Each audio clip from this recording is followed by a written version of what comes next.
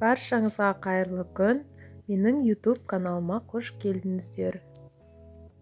Бүгін сіздермен өте дәмді әрі оңай дайындалатын тағам қамыр ішіндегі қуырдақ рецептісімен бөлісемін. Видеоны соңына дейін қараңыздар. Тағамның құрамын видеоның астына жазып кетемін. Осы тағамды сиыр, қой немесе тауық етінен әзірлеуге болады. Мен тауық етінен әзірледім.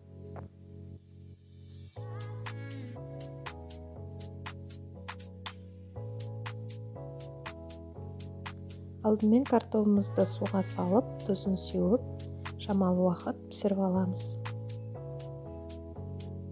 Тауық аяқтарының терісін сылып алып тастап, төс етін турап аламыз.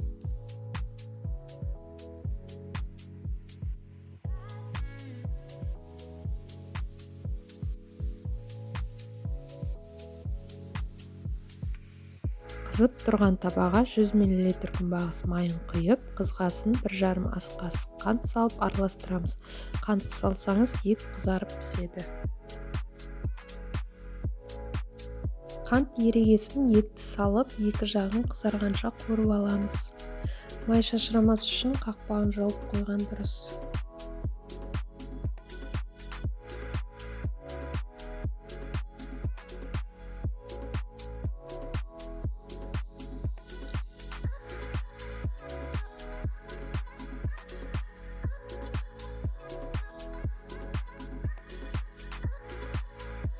Ет қуырылғаннан кейін тұз сеуіп, қақпағын жауып, баяу отта бұқтырамыз.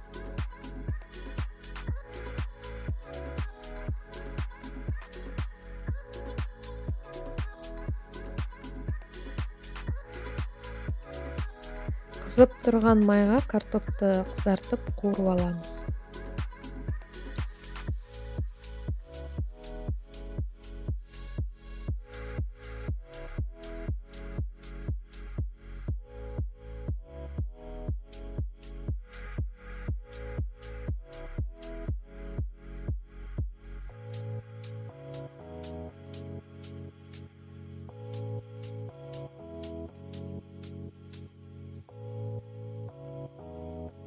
Пияз, болгар бұрышы, қызанақты турап аламыз.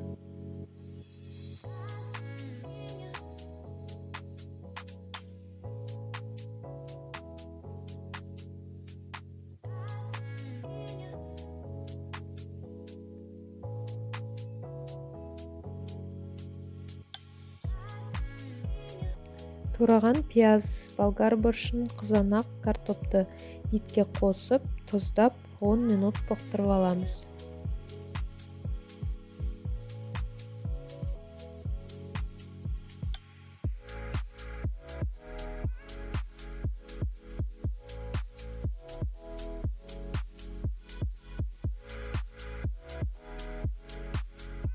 Он минут өткен соң отты сөндіріп, қақпағын ашып қоямыз. Әбден суытып алу керек.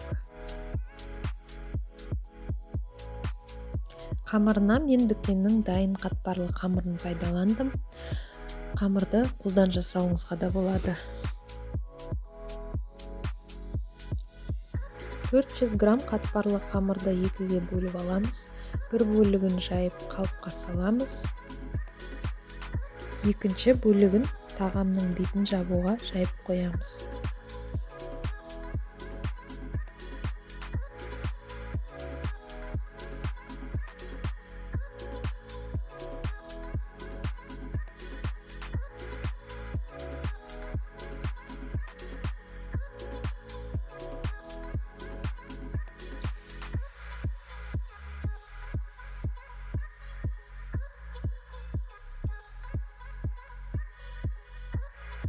Қалауыңызша әсемдікке қамырдан жапырақ немесе гүл жасауға болады.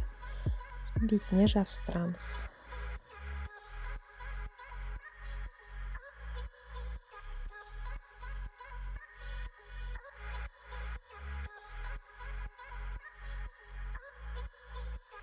Суып тұрған тағамды қалыптағы қамырдың ішіне салып, бетіне жайылған қамырмен жабамыз.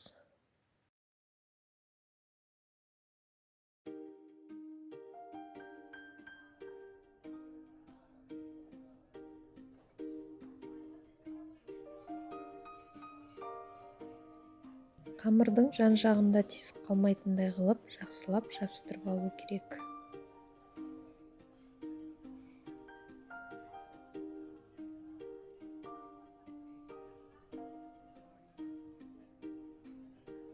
Сосын қамырдың бетіне жұмыртқаның сарысын жағып алып, жапырақпен әсемдеп күнжіт себеміз.